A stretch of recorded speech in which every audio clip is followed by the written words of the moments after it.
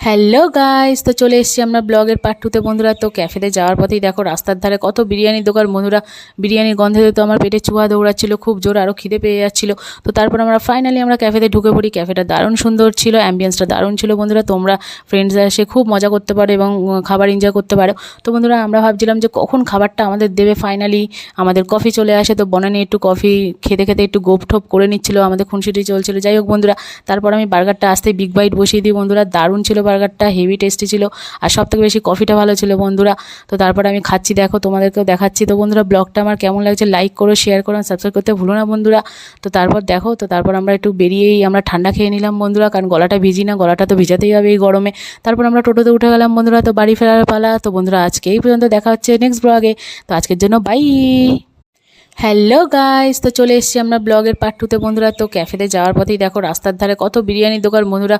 বিরিয়ানির গন্ধে তো